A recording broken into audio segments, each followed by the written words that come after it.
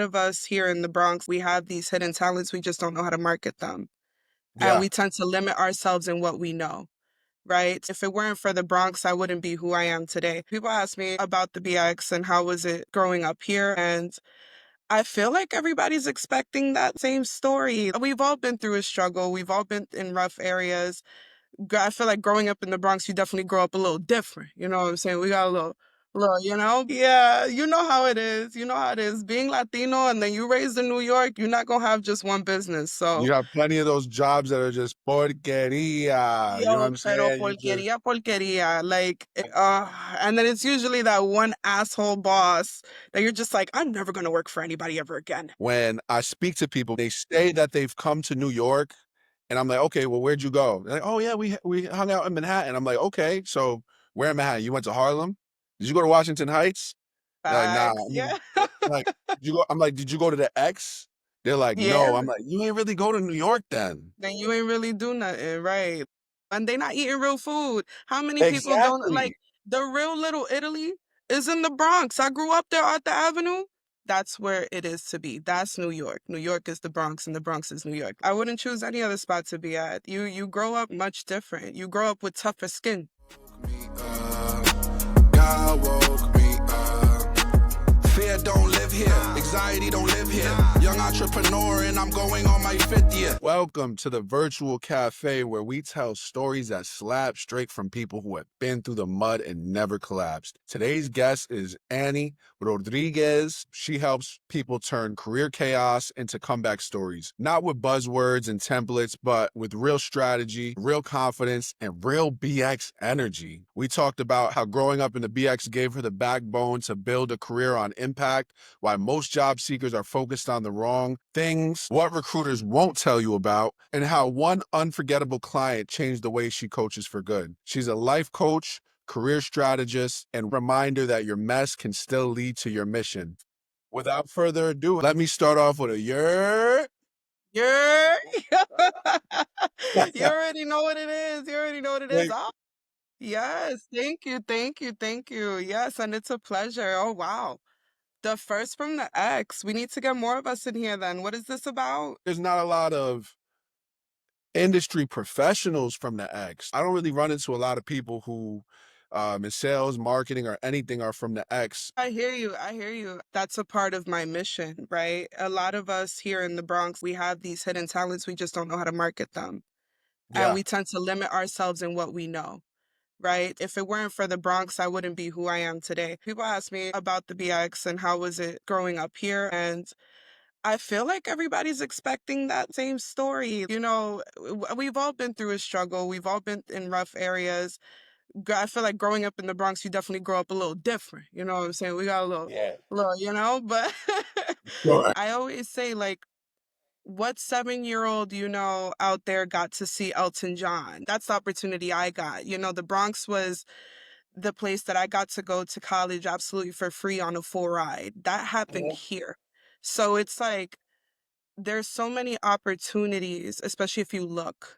And the community is so driven. Like my son goes outside, the whole neighborhood knows him. It's still very much like that. You know what the Bronx is, honestly? The Bronx is kind of like you see in 80s movies how people could let their kids out and the whole Hmm. like that's still the vibe in the That's Bronx still the today. Bronx. And Yeah. it be pissing me off personally when I speak to people, they say that they've come to New York, and I'm like, "Okay, well, where'd you go?" They're like, "Oh, yeah, we hung out in Manhattan." I'm like, "Okay, so where in Manhattan? You went to Harlem? Did you go to Washington Heights?" They're like, "Nah." Facts. Yeah. Like, "Did you go?" I'm like, "Did you go to the X?" They're like, Yeah. "No." I'm like, "You ain't really go to New York then." Then you ain't really do nothing, right? And you you don't know what it is to go to somebody's random house and they're gonna let you down. They're gonna give you lean bears from the window. Yo, for real. The lean bear lady, you know what I'm saying? The lean bear plug, shout her out. Yeah, Like, for you know real. what I'm Shout out to her. you know what I'm It's saying? true. Like, It's true. It's so true though. And they not eating real food. How many people don't like exactly. the real Little Italy is in the Bronx. I grew up there at the Avenue. That's my Like, hood. So the it's like, best how is it that Caribbean food, everything. yes. Yes, absolutely. And we raise stars. I'm one of them. Like we There we we go. raise. That's where it is to be. That's New York. New York is the Bronx and the Bronx is New York. I wouldn't choose any other spot to be at. You grow up much different. You grow up with tougher skin. It's especially different being Latino from the Bronx. You already know. What a vibe. I'm telling you, I'm telling you, I'm telling you. Yeah. So talk to me, Annie. Your profile says that you help people turn career chaos into their comeback story. And it also says that you're a life coach. So for the people who are watching, what is the scope of your work? So when people first come to me, they come to me in super crisis mode, right? They're panicked. They don't know what to do. They don't know what directions to go in. I'm one of those people that once I learn something and go through something, if it's not a great experience, I don't want anybody else to go through that. So let's take that to the job market, right?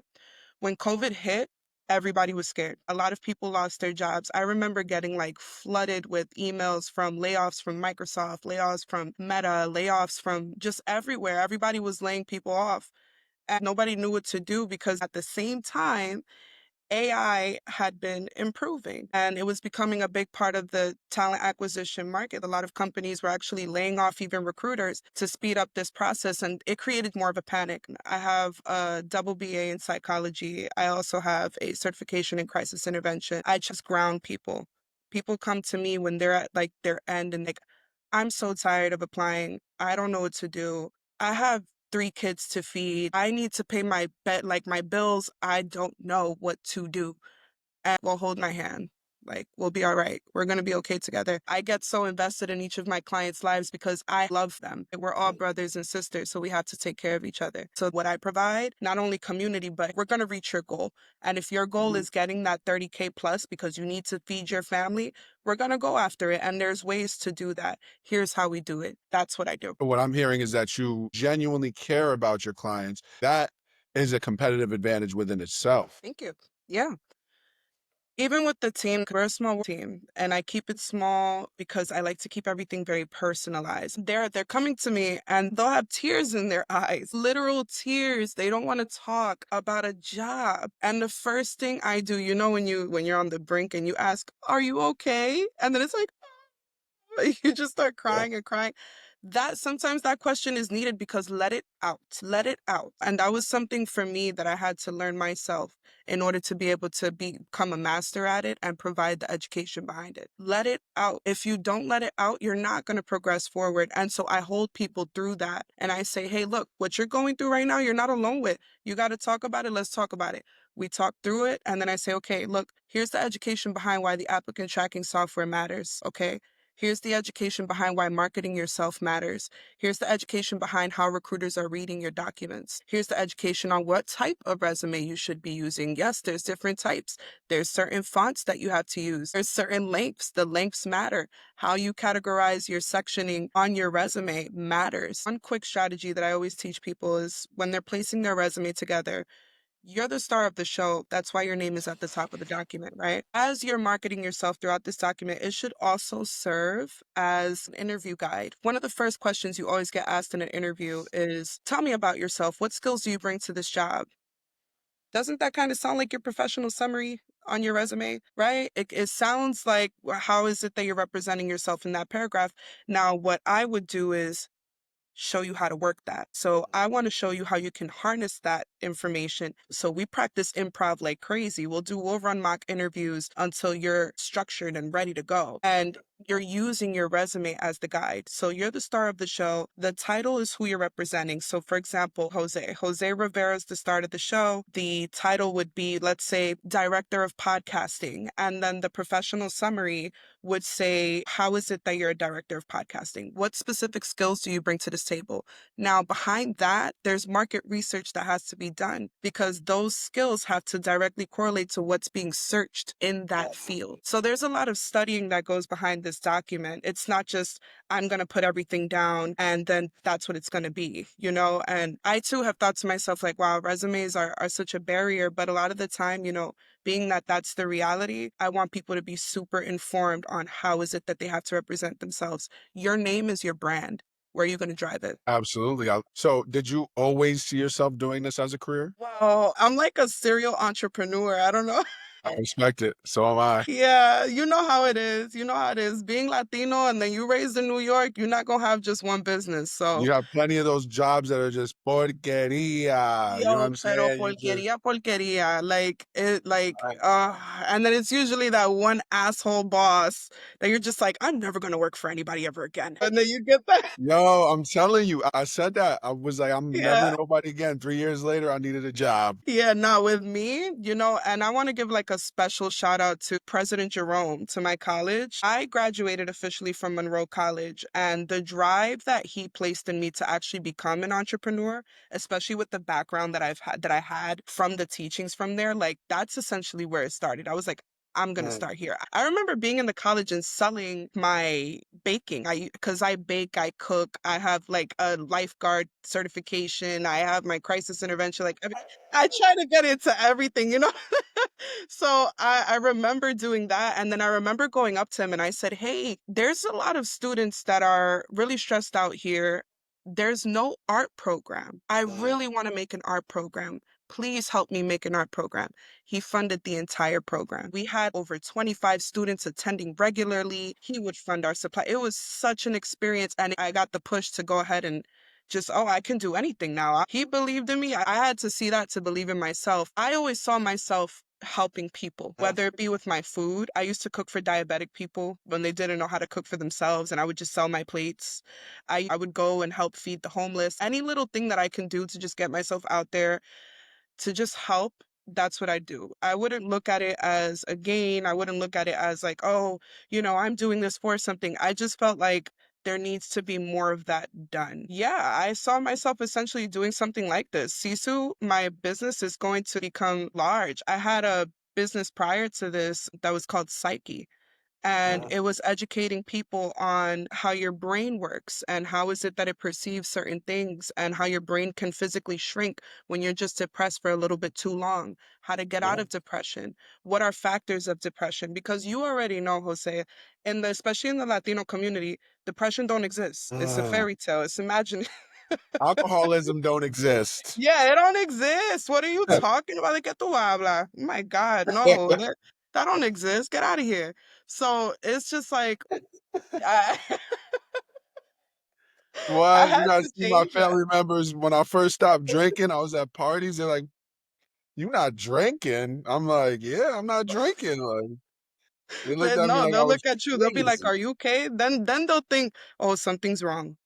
Uh, Oh my God. So yeah, to answer your question in short, yeah, I this is exactly what I saw myself doing, and if not, just at a smaller scale, because I have way bigger dreams to achieve. two important things that you just mentioned that are crucial to just from my observation, who have you become to this point, right? And the one thing is you mentioned having that mentorship and having someone who believed in you. And I think that that is so important, right? You need exposure, like we all grew up with people who right now, they just not with us. They either dead or they in jail. And I think that a lot of the times that they might have just not had the level of exposure that you did. That actually brings me into my second point. The ultimate exposure that you saw was seeing your idea manifest into reality of telling him we need an art program, and then wow, here's an art program. Most people haven't,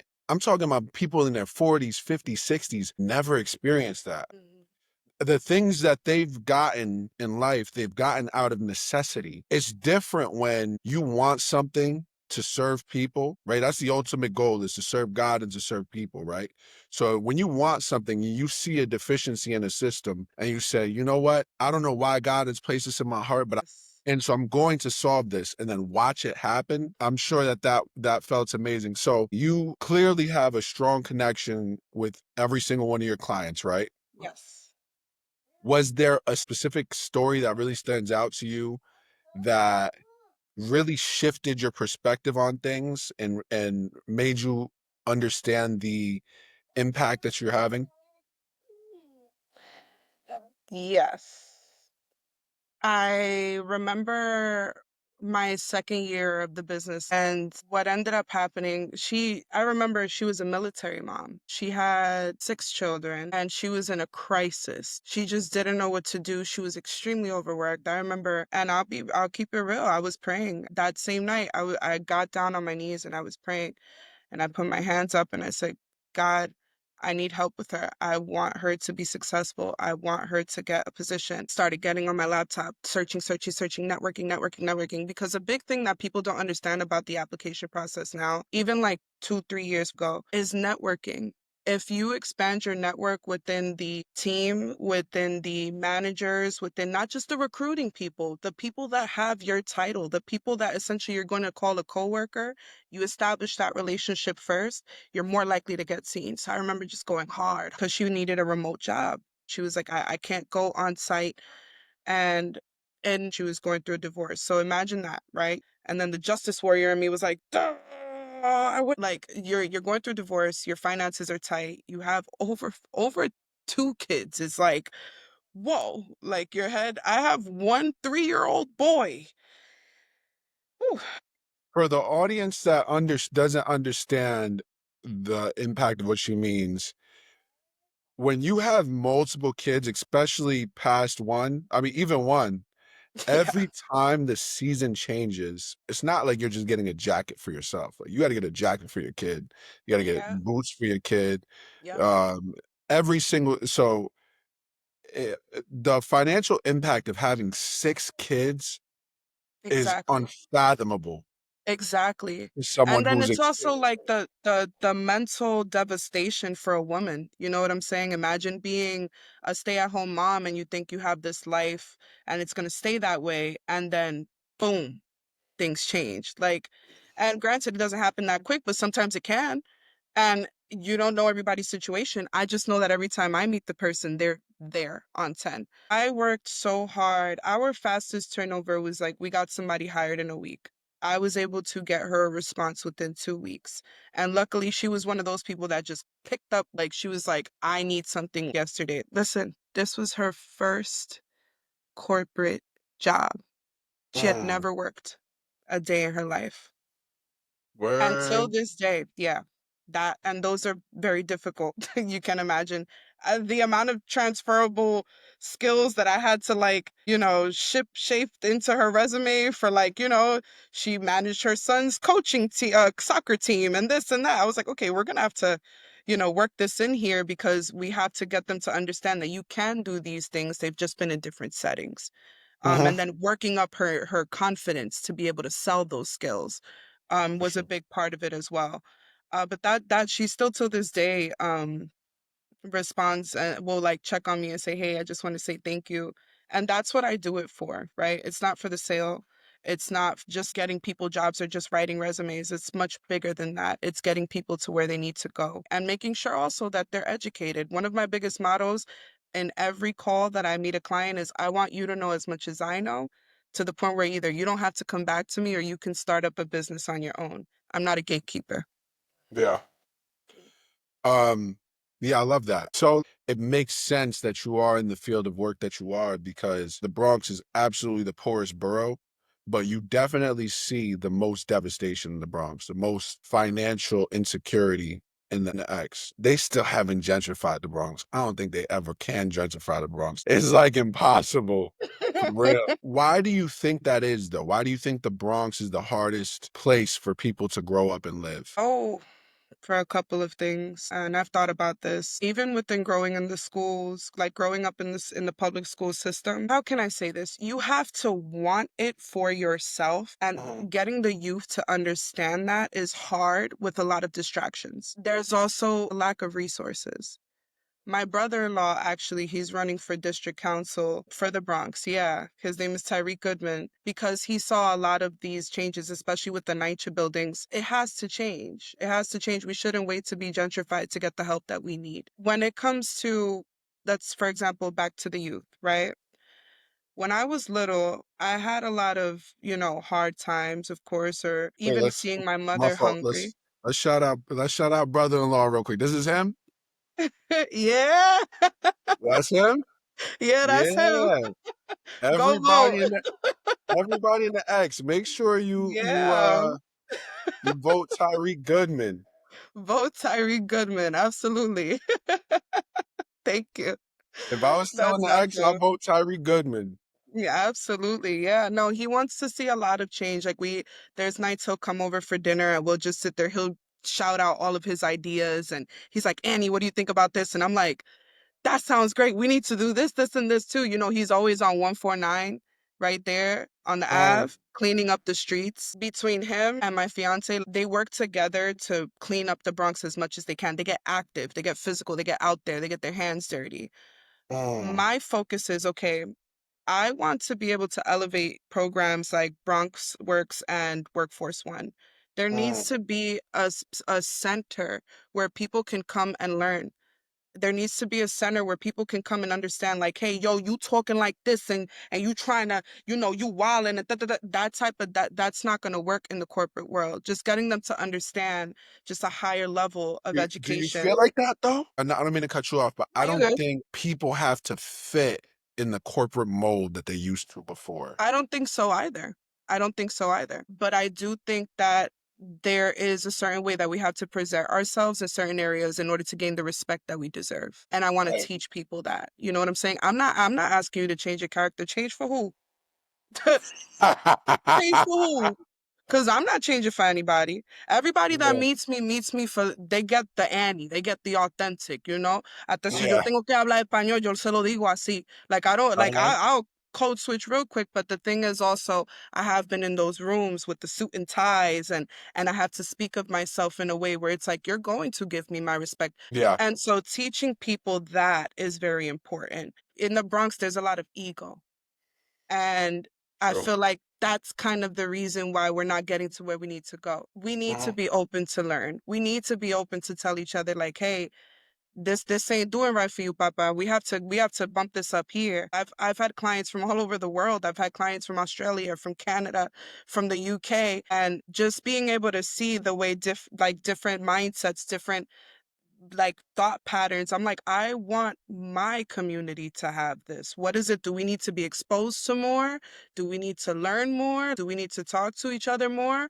I'm figuring that out. That's my mission though. My mission is to change the Bronx. It's funny. This morning I woke up, I said, when I'm a billionaire, the amount of acres that I'm going to buy in the Bronx, they're going to see me as a threat Yeah. because I'm That's buying it. that's the way you gotta look at it.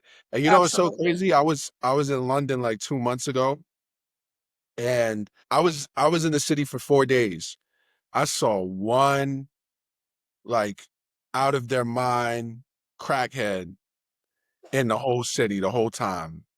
Yeah. Yo, when I tell you, and the sad part is, it made me feel a little bit more at home.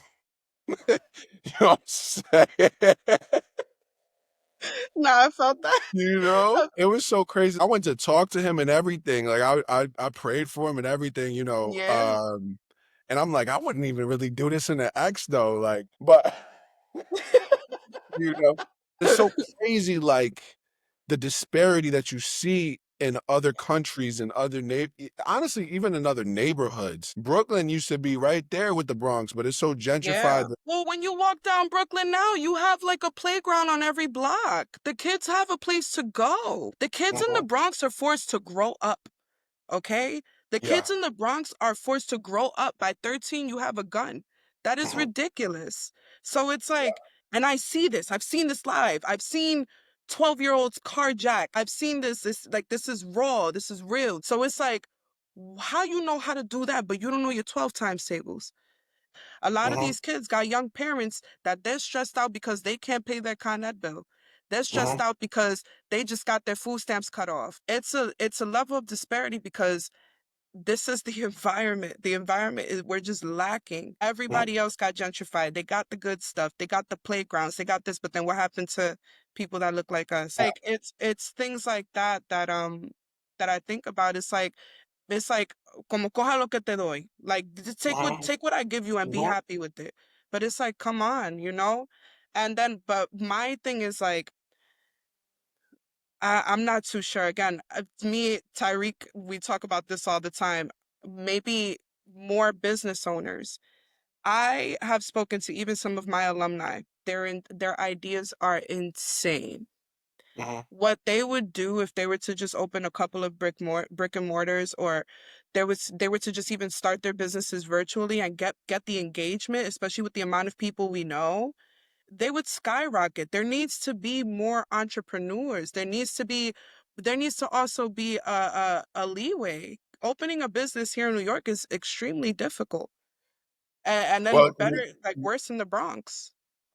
you know what I believe it is, especially with what you just said. People are so nationalistic when they're from Alabama or Texas. Like when they're from these other states, it's all about America, right? Mm.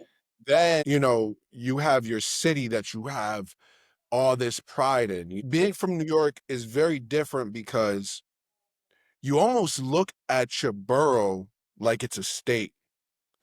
Yeah, You almost treat like people in New York City yeah, almost treat the borough like it's a state. yeah. And a lot of the times they don't leave the block. Nah. There's people who just go their whole lives never leaving the block. Even being from upstate, I got dudes that I grew up with that I could go there right now. I know where they at. Mhm. Mhm.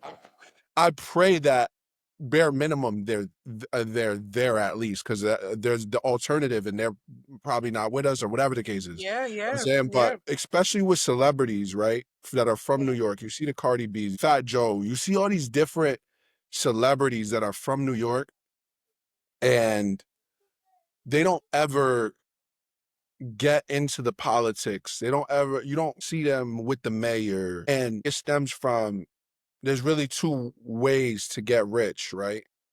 And you could do it God's way or you could do it the devil's way. You Mhm. serve other people, and by serving other people, wealth is just a byproduct of that. Or you could be self-serving and you just continue to be self-serving your whole life. You know what I'm saying? And Mhm. I think that a lot of the times people who come from New York, yo, you know what? I just said they treat their borough like a state. They treat their block like a Block state. like a state. For real. They treat their That block is like a a state. fact. Yeah, So yeah, yeah. it's it's interesting. I'm probably the most New York person you know because I got people upstate New York. I got people 6 hours in Buffalo that I know. I got Mhm. people in Poughkeepsie, Dutchess County area, Beacon, Fishkill, that's the area that I'm from. Then the Bronx, Brooklyn. Like I've explored the whole state. You know what I'm saying? Mhm. Like there's Yeah. there's people who have no there's people in New York who have grown up in New York in the And city never. who have never gone Mhm. past Yonkers. Mhm. When people mention upstate to them, they think Yonkers and that's it. I say Poughkeepsie to them, and they in their mind they think it's 6 7 hours, not Oh not knowing it's yeah, only an yeah, hour up yeah, north. They don't know that there's mountains in New York. yeah, They don't yeah. know how beautiful New York is as New an York actual really state. is. Exactly. Yep. You Yep. know, It's true. and so I think that lack of exposure is so sad because people have the ability to make that change and that difference. Yeah. You know what it is, Jose? It's them not believing that they're worth it, them not believing that they can do it, and nobody telling them, yo, you could do it. When you at your lowest, you want to hear, hey, you'll be all right. Everything's gonna be okay. Look, all right, that was a little messed up, man. Maybe you messed up your credit here. Maybe you don't got credit at all because you don't know how to start it. Maybe you don't know where to search for the education. But where you want to go? You want to go here? All right, so let's go. And it's a person that speak your language. That's another reason why, with what I got going on, I had to make sure that I spoke everybody's language. See why earlier I said it's important for me to get people to understand that skill? Because if I can speak your language and you feel safe with me, I could get you to where you got to go to. And you can trust me. A lot of people in the hood don't even, there's people that are right there on 183rd that haven't even been to 42nd. Because every single day where they go right there to the corner of the bodega and they spend their whole day there just watching their life go by. Because nobody sat down with them and said, yo, what you want to be? You know what's crazy? One time I sat down with a homeless person. I said, where would have you have wanted to be? And he said, I would do anything for a construction job. There's people that want to work. They want to get to where they just don't know how. So it goes back to the lack of resources, the lack of education doesn't allow people to have open mindsets, doesn't allow people to have growth mindsets, which doesn't allow people to help each other at Yeah. all. And also to piggyback off of that, a lot of people don't understand that the desires that they have as an adult, like you would think, why are these people still making the same mistake, right? I find myself doing it sometimes, right? Sometimes I want to buy a pair of sneakers. I'm like, I don't know though, like 250 is kind of crazy. 210 is kind of crazy. But the little boy in me wants to buy it so bad because I didn't have it when I was a kid. So it's like past perceived voids equal present pursuit values. And Hmm. and identifying when that's the situation is so key, you know? Hmm. Walmart, everything.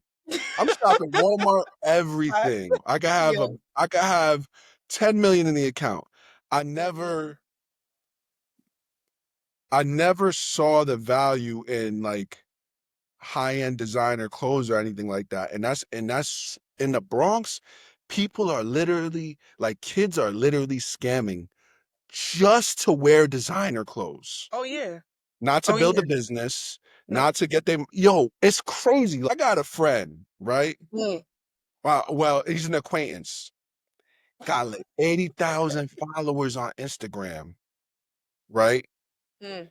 Mad designer clothes, but he's living in a one bedroom with his mom and he sleeps on the on the couch. That's a lot of people's If you reality. look at if you were to look at his image, he got all these girls around him. Like he got Oh OD. yeah. He be Oh like he yeah. be wilding. You know what I'm saying? Oh yeah. But every time I talk to him, he's popped. Yeah.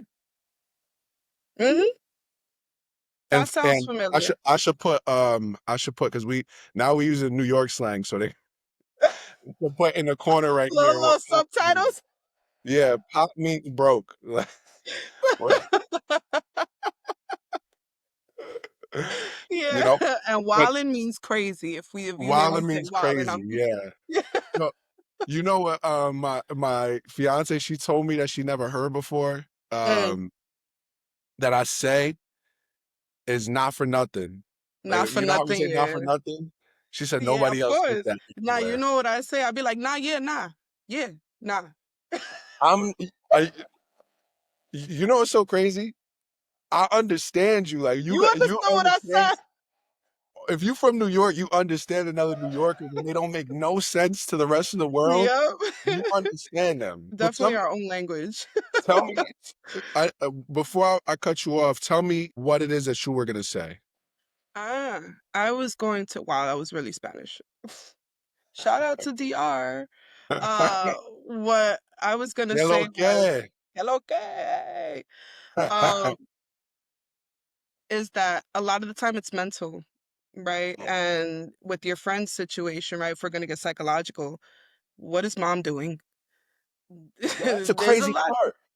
That's the crazy part, though. His mom is like, I thought I knew my Bible and my word. Like, she speaks Hebrew. Oh, It's a whole different ball game. Like, she's a Latina that speaks Hebrew. well, you know that, but the thing is, being that he's still there, the actions show more than words, is what I'm trying to say, especially in psychology with what's going on in your environment. It can shape you. Mhm, If you don't push somebody to their limit, they're never going to grow. So mhm, him still living there, probably as grown as he is, that's not what's allowing him to move forward. I think a big thing with me and my clients is that I don't bullshit them. I'm like, mhm, no, this is not going to work. We have to do this in order for it to work. Oh, you want to see the stats? Here. Like, there's no malice. I love you. I'm going to make sure you get to where you got to go. But sometimes, again, I always reference it like a big sister kind of service, because you know mhm, your big sister's never going to like front on you. Front, by mhm. the way, like, fake. But, they're going They to tell better you know the that real. one. Yeah, I was waiting. Y'all don't know that one. I don't know. I don't know what type of audience you got going on. But a sister that loves you will never make you fall.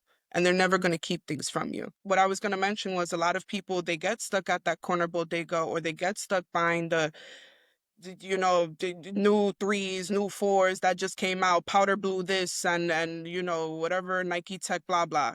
They do all that stuff to feel successful. When you're going through a depression and you really don't understand what you're going through and nobody around you can explain what you're going through, and then you look it up and you read it and it don't make sense to you because you've never been through it before, what's the first thing you do? You get a little manic. Shit, I have $200-300. I'm gonna go buy something that makes me feel good because you want the instant gratification. You want the instant Mhm. feel good. You want the instant dopamine. You're not focused on, oh, let me do the hard work now. So in the long run, I'm chilling. That is normal. That's normal. It's not a good state to be in, but you do need help in order to get out of it. And it's having somebody that meets you there. It's not you meeting them because you've already exhausted what you did. That's why you okay with spending every last cent. That's why you Mhm. okay with sleeping on Ma's couch. That's why you okay with eating uzu noodles for 3 weeks. You know what I'm saying? But Also, it's a lot like of the time they don't be sober minded. that Like too. I'm telling you, I got family who they Mhm. probably haven't been sober since Same. 2017. You know what I'm Same. saying? Like Yeah. every day. It's like I heard a man say one time, um, they asked him how long he's been an alcoholic for and how long he's been an addict for. And he said, my party started in 1993 and I just haven't come out of it. And and when I heard it like that, it was like, wow, Wow. they're in a state where they think it's always a party and you're always supposed to feel good. So the Yeah. and I'm 4 years sober. Like I said, I can relate to that. You know, Mm-hmm. Yeah. not being able to I, process your emotion. I actually have a theory, right? I don't know. oh, You could tell me better because you're into the psychology stuff, right? But I have a theory that whatever age a addict addict picks up their addiction, that's the age that they're stuck at in terms of their emotional intelligence. yes, I agree. So like when Thousand percent agree. I stopped drinking when I was like 23. No, I'm lying. I was like 26, Mm-hmm. right? I stopped drinking when I was 26, but I almost had like the emotional intelligence of a 14-year-old. Mm. Wow, that's really big on self-awareness. Kudos to you, though. That's like a big thing to realize and recognize about yourself. Self-awareness isn't an easy skill to have. So, like, give yourself like a hug because that's tough. And yeah, like it's a beautiful thing to have, especially as a man. I feel like men tend to hold their emotions a lot in more. That's why it's easier to just pick up a bottle and be like, "Ugh, I'm not thinking about that." I lost my father to alcoholism. And so it hits me on a deeper level. And it's a big thing in the Dominican community. You know what I'm saying? You pick up a Heineken, you pick up a Coors Light, you pick up a Corona and that's it, your worries are gone with your money. But because you just say keep them coming, another thing, and then by the end of the night you don't got nothing. But even with my father, I never looked at him and said, oh, I'm mad at you because of your actions. I'm mad at you because you didn't have time for me. I'm mad at you because you're an addict. I never said those things. Even from when I was a little girl, I've always been the person to try to look at the deeper meaning of things. There has to be a logic to everything. And to your point, where you mentioned with your thesis that they stay in that area, right? Yes. But also what happened in that area? What affected you so much to the point where you said, I want to numb this and never think about it again because nobody's going to understand me and I'm scared. Fear drives everything. So when it comes to that and you get to that understanding, just even sitting down with somebody and being like, yo, I did this, I did that. I have friends that have been addicted to weed 20 years plus. And you sit there and I'll have conversations with them. I'll be like, hey, you don't feel like putting it down for once? They'll be like, well, at this point, I don't know, because I can't sleep. And I'm like, okay, but aside from like withdrawal scares, what's going on? Right. And they always say it's something from my childhood I don't want to talk about. So, and it's likely with people that drink as well. Or another big thing is even in the career world, we tend to downplay ourselves. We're not truthful with ourselves. and then we Yeah. find ourselves being unhappy. So if you're telling yourself, for example, let's say it's something that you believe everybody else will think is small or ridicule you for, so you don't bring up and you don't work on, but instead you pop a beer or you smoke a blunt and everything is okay. That's the problem. So it's not you, the addict, it's the addiction behind feeling numb. It's letting go in a forceful way instead of the organic way. And Yeah. that's the root behind it. Mhm. Yeah, and me and my fiance, we spoke about this the other day too, and we spoke about how, like, specifically with addiction, I think when I know from my personal own story that first off, I was un bandelero, like I was Oh my God. bad. I was mixing yo, give me the Henny, let me get the vodka. Yo, tequila, oh, Oh, it's lit. I was a blackout drunk. Like I'm literally, goodness. you know what I'm saying? Like I was a Yeah. blackout drunk, drinking straight, did not care. Yeah. Um, crazy stories. I got one of these days I'll release some of my craziest blackout stories. You got to do a Uh, story time. You have to. oh man, it's You got to crazy. do Like a story time. things like from a movie, right? Oh my God. Um, but we spoke about how a lot of the time the addict is almost trying to chase that feeling of the first time they did it, you Hmm. know? Like they want to have, and that goes back to the idea of it being a party. Like they want to have the feeling of the first time they actually tried that drug, and that Hmm. that like blissful moment, and that moment Yeah. where everything disappeared. Hmm. But it's not the same anymore, because Hmm. even when you drink it and you smoke it and you still thinking about, oh yeah, it numbs you, but at the same time you still thinking about, dang, but I really do got to get my life together. I do got to go. You know what I wish? Exactly. You know what I wish people knew? You know Mm. what I really wish people knew? I wish people knew that the inadequacies that they feel are actually their superpowers, Mm. and what can actually make them multimillionaires. Yes. Like the poorest person who um was born with an inadequacy or whatever, just something that internally that drives their fear of being seen by others, they can weaponize that and it can make them millions. Yeah. Yeah. Like anyone. Yeah. That's a part of that's a part of what needs to happen here. People need to read, they need to wake up. Like they need to it needs to be like a yo, that's it. Like that's enough. Like if you can't say it to yourself, I will. Right? Mhm. Like there's not, maybe it sounds a little like corny and cliche, but there's not enough love in the Bronx. There's not enough love for the growth in the Bronx. We shouldn't have a whole strip full of crackheads. We We shouldn't. shouldn't, we like, come on. We like for Jerome Ave, or even if you go to Harlem, 125th, you know what I'm saying? Like, so it's stuff like that. Where are these people's family members? And if it's not the family members, where the community at? But to take it to a level even further, there's mad love in the Bronx. There's love in the Bronx for poverty. There's not love in the Bronx for elevation. Mm, mm, mm, mm.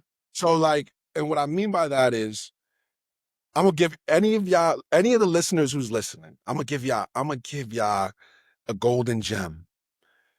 Before you take your car to the shop and they beat you in the head, go take your car to Hunts Point real quick. Ah. Go take your car to Jerome Ave, and Yep, you'll pay for the parts.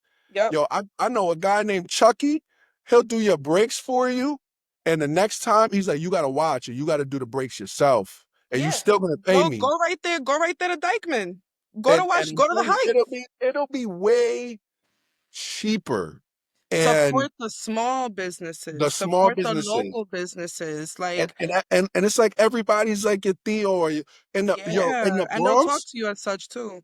Once you got a relationship with the actual the Aki in your neighborhood, once Hmm. you got a relationship with the bodega and the Yo, Aki, what what, you I want to see people laugh? I You want see to people laugh? take crazy amounts of stuff on credit. Crazy. You know, in my resume, I have that I was a AOC, right? Yo, if you used to Yeah? see my resume, you'd die laughing. I used to be an AOC on 207. Whoever knew, know, whoever was out there and saw me. I used to be an AOC on 207. I'm right there on Vermilia in Dykeman in Manhattan. Like the most I know craziest exactly street. where that's Yeah, at. I know exactly it's where that's right at. there by what's that famous lounge? There's like a big famous lounge up there. It's like 1 block from Inwood Park. It's like literally right there. Is it near Chino Latinos? Right there. It's right Mm. there. I used to work right there. I would go because I remember I was pregnant too. Oh goodness. And I went and I was like, where's all the workers? Why is it only you? I was like, so you make the sandwiches and you're at the register? And the guy was like, yeah, I can't do this. You know, I hate it here. And I was like, well, I'm gonna come in tomorrow. You guys can pay me $18 an hour and I'm gonna do this as long as I want to. He called the boss so quick and he was like, she wants to work here. And I was like, yeah, see you tomorrow. And yeah, the amount of jobs that I've done is wild. But I was that, ac. No, So tell me, Annie, what is next for you? next is, and I'd say just to keep expanding, right? Like the possibilities and opportunities never end when you just want to help people, right? So I want to see where CSU guidance goes. CSU itself means to keep fighting despite what comes at you, right? Like boom, you can't eat cereal because your milk is spoiled. Then you're like, then you go out and you go into your car and you try to turn it on and the battery's dead and one of your tires popped. Then you gotta go wait at the bus stop and you wait in 30 minutes. Then you're gonna be late to work. Like you just keep going. Like consistency, just keep going. And I've been in those shoes. I know a lot of other people have been in those shoes. I know that there's different areas that people need help in. Even though my business is mainly like, career, we want to get you to where you have to go. I've helped people with their legal sides and things that's going on in their personal life. Like I want to remain being that person. And I've met so many great people that have the same mission and drive as me, especially like people like you, Jose. So it's like, I want to keep establishing this network. How cool would it be if we can maybe be as big as Workforce One, where we're in several states, or maybe even elevate what those programs are, because where they're at right now is just not efficient. Huge shout out to Annie Rodriguez. She isn't just helping people land jobs, she's helping them remember who they are. From the Bronx to the boardrooms, from career chaos to clarity, her story is proof that purpose doesn't always start pretty, but it always finds a way. If her words hit home, send this to someone who's ready for their comeback. And if you're wondering what's next for Annie, she's just getting started. Be sure to DM her on LinkedIn. Next time, stay blessed and highly caffeinated.